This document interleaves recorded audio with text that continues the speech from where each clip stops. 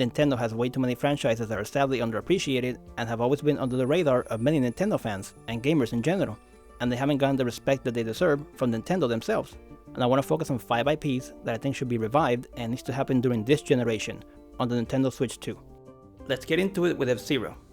F-Zero is probably the most obvious example of an IP Nintendo should revive, since it's one of the most fan-requested revivals. And yes, I am aware that F-Zero 99 exists and it's a very cool game, but that isn't something that I would call a mainline F-Zero game. And the F-Zero stages and vehicles in Mario Kart are amazing, but that is F-Zero content in Mario Kart, that's DLC. That's not an actual F-Zero game. Many fans want a video game that feels like a proper continuation of Gamecube's F-Zero GX, but Nintendo seems determined on not doing F-Zero unless they can do something new with it. But fans don't want a reinvention of the wheel, they just want more F-Zero, with better visuals, better performance, and more modes of gameplay. I like this franchise a lot. When I got a GBA in 2001, the first 2 games I got were Castlevania Circle of the Moon and F-Zero Maximum Velocity. And I used to watch the F-Zero anime on the Fox box, around the same time that shows like TMNT 2003, Kirby, Shaman King, and Sonic X were also airing on TV. And I eventually got into the original game when my brother rebought the Super Nintendo and the cartridge. And that game is still fun to play even 25 years later, and it's still my favorite entry in the franchise. GX, however, was a bit too fast for me, and I found it very hard. It even made me dizzy a few times. But I still like the game, and many people love it to bits, so by all means, bring on another GX style game, but maybe with some more difficulty options and accessibility options, so people like me who are bad at fast video games can play it, and also so I don't puke my brains out. Starfox needs to come back. We have not had a new Starfox game since Starfox Zero, which is a very infamous game that uses motion controls and the dual screens of the Wii U. I played it once, from start to finish, and despite enjoying it a bit, I never played it again, which means that while fun at times, it's a very forgettable game, and sometimes generally frustrating. It's just not as fun as playing a Starfox game when you had to deal with 2 screens at the same time and be moving your hands as well. It was too much stuff at the same time. So yeah, I did play it and I enjoyed it enough, but then I forgot about it. Unlike the N64 game, which to this day, 18 years later, I still go back to and replay. And I have played it with a lot of people over the years, so it's a game that reminds me of friends and family, and I have bonded with people over that game. As you can see in my 2012 video, Retro Day 1, where me and some of my closest friends played that game in a retro-themed hangout. I've even played the Super Nintendo one with friends, passing around the control, and I have many fond memories of getting the N64 game for either Christmas or Three Kings Day in 1997, and experiencing vibration in the video game controller for the first time, thanks to the Rumble Pack. So yeah, that game means a lot to me, and so does Star Fox Assault for Gamecube, because for a whole year or two I played Assault over and over and over again, and I like that game a lot. It's overly maligned and underappreciated. The on-foot levels are a bit simple and repetitive, sure, but they are fun. The idea of that game is good, the concept is good, even though the execution could have been better. Part of that might have been the control scheme on the Gamecube controller, but that wouldn't be an issue anymore with the Joy-Cons and the Pro controller, which have dual analogs. So I hope they do on-foot missions again in the future, because the series needs to grow and expand in many ways. And Star Fox Command on DS, by the way, was very cool too. It added a lot of strategy to the series, but I do need to properly play Adventures at some point. I borrowed it once from a cousin of mine, but I only played it for a few days. It's on my list, I'll get to it someday. But yes, I love this IP. It's a fun sci-fi series that has you controlling awesome looking spaceships that are piloted by memorable anthropomorphic animals in cool looking worlds. The games are awesome, they control beautifully, the level design and the gameplay for these Unreal arcade style shooter games are great, and the lore and the characters are fun. This IP should be way more popular and well known than it is. Here's hoping that it returns, and that the next game doesn't have any weird gimmicks, and that it feels like Star Fox while also enhancing the scope of the gameplay so that it sells more than any other previous entry. And how about we get a movie or a show at some point? Give us Star Fox and other media, Nintendo. Give us more Star Fox. Wave Race is one of the best games on the N64. And if you don't believe me, it's probably because you haven't played it yet. And yes, you heard me right. A jet ski racing game is one of the best video games in Nintendo's first 3D console. Why, you might be asking?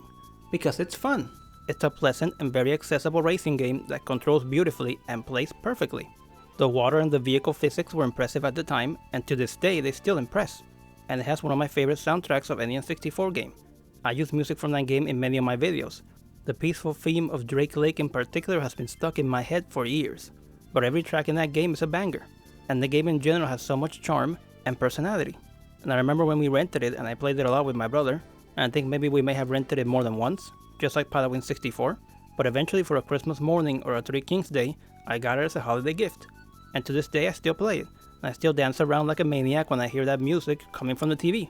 I played it on the N64, on Wii, on Wii U, and now on Switch through NSO. And just like Star Fox 64, I have played this game with many people over the years, so it's very important to me because it reminds me of a lot of people and I've shared it with many people. However, I'm not a big fan of the Gamecube sequel, since it doesn't control as well or feel as good as the N64 one, and the music is a very generic rock soundtrack unlike the cheerful and dreamy and catchy soundtrack of the N64 game, and the Gameboy game is very forgettable. The only thing I remember about that game was that I bought it for like $5, or even less than that, at a Babage's. Make a new Wave Race, Nintendo, and make it have the same vibe and feel of the N64 game, but also make it feel fresh and modern too as much as possible. And just like the Mario Kart series, please have a mix of new tracks and old tracks. I would love to see most if not all the tracks from the original game, or rather from the N64 game, return, but with all new graphics. Even if some of it has to happen through DLC and I have to pay extra money. And you might as well throw in some of the better tracks from Blue Storm as well.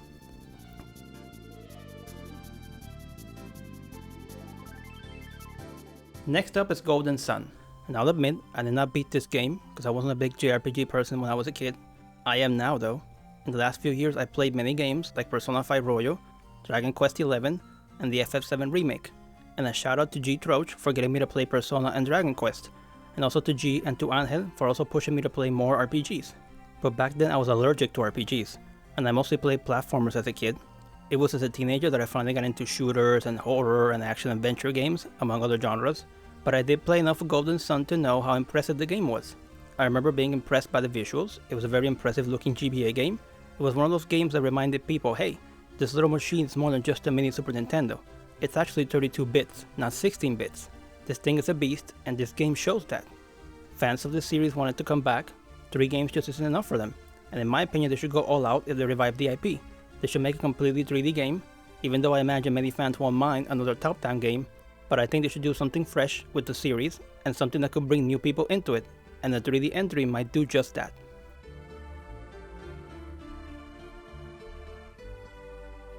And last but not least, Pilotwings. I have a feeling most people watching probably haven't played this series, and I can't blame you for that, because Nintendo hasn't done a good job of promoting this series, and it's been 14 years since we have gotten a new one. The Pilotwings stage or arena in Smash Bros. Is the only moment this franchise has gotten any love in over a decade and a half, and it's a shame that Nintendo keeps ignoring this franchise because it's a lot of fun. It's a simple and arcadey take on the flight simulator genre, but injected with a lot of Nintendo charm and whimsy. Because it's not realistic like Microsoft Flight Simulator, it's cartoony and colorful and even silly at times. I have played the original game so many times over the years, but with people and by myself, and that's why it's become one of my favorite games of all time. I'm not saying it's one of the best games ever made, because that would be a huge exaggeration, and it does show its age in many ways, but it's still a lot of fun. The rocket belt stages or the jetpacks hold up the best, and the entire soundtrack is glorious. There are many great songs in it, like the catchy rocket belt song, and the soothing hang glider song. And I love this game so much that I made a review about 12 years ago, and I co-hosted it with my friend Troach. The N64 sequel has way more depth to the gameplay, better controls, and even more action, like those levels where you have to fire missiles at a rampaging robot. And let's not forget about the Birdman stages, which are these mellow and peaceful free-roaming stages that really make you feel at peace and relaxed. And the song is so good and calming. It's one of those songs that puts you into a different state of mind, and maybe even takes you into a different plane of existence, like the music in those Pure Mood CDs, for example. And yes, I will never miss a chance to make a reference to those iconic infomercials. Anyway, I digress. Back to Pilotwings. It was smart of Nintendo to make Pilotwings 64 one of the N64's launch games, as it served as a great tech demo for the console. The 3DS sequel, however, is kinda basic in some ways, and doesn't have the pizzazz and the vibe of the other two, since they recycled Woohoo Island from Wii Sports Resort, and they make you control Miis instead of original characters. But the soundtrack is really good, like the new hang glider theme for example, and it controls really well. And there are a lot of great missions and many vehicles to choose from. It shouldn't be slept on despite my issues with it with the presentation and the setting, because the music is really good, and gameplay wise it's as good as the other two. But at the end of the day, I think that all 3 games are fun, and they're worth people's time. But we need a new one that looks and feels modern, with the best visuals and performance ever for the series. I'm not saying it has to be super high budget, the budget of a Mario game, but it can't be a low budget rushed game. At least AA, somewhere in the middle. between small and big, and it needs a good vibe, and it needs to have a lot of character and personality, especially in relation to the music. We need new memorable themes, as well as returning favorites like the Birdman song from the N64 and the Rocket Bell theme from the original, but reorchestrated and redone to feel and sound more modern.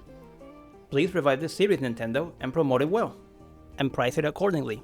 Do not make it an $80 game, 70 tops, preferably 60, so that it can sell well. They need to make a good game, and they need to do everything in their power so it sells well and the IP becomes more relevant and well known.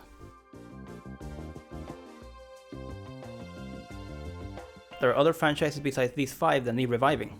Punch-Out is another favorite of mine. I especially enjoyed the one on Wii, which has Donkey Kong as an unlockable opponent, but all of them, arcade, NES, SNES, and Wii, are very fun. Waterland could use a revival, maybe a 3D one like the one on Gamecube. Kid Icarus hasn't seen a new entry since the 3DS, and that one, Uprising, deserves a remaster or a remake since it was held back by the controls and the specs of the device it was on. And let's keep going. What about Chibi Robo, Mother/Earthbound, Ice Climbers, Wrecking Crew, Balloon Fight? The list goes on.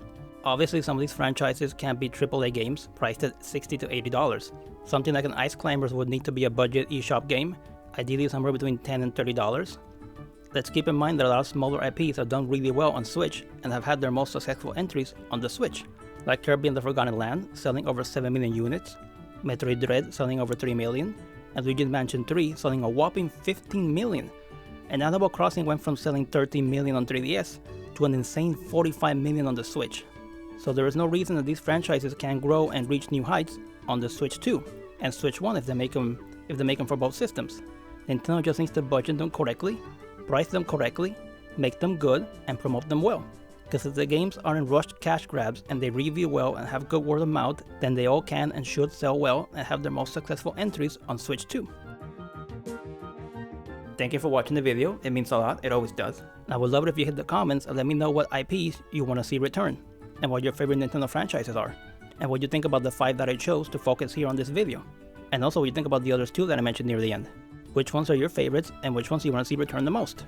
And yes, this is a topic that I'll continue to discuss on this channel because it means a lot to me.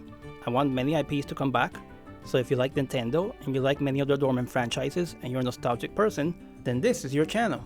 Please consider subscribing, and if you haven't played some or maybe even any of these 5 series that we explored in this video, then please consider giving them a shot, like Wave Race for example. You won't regret it. And once again, thank you for watching, and I'll see you next time.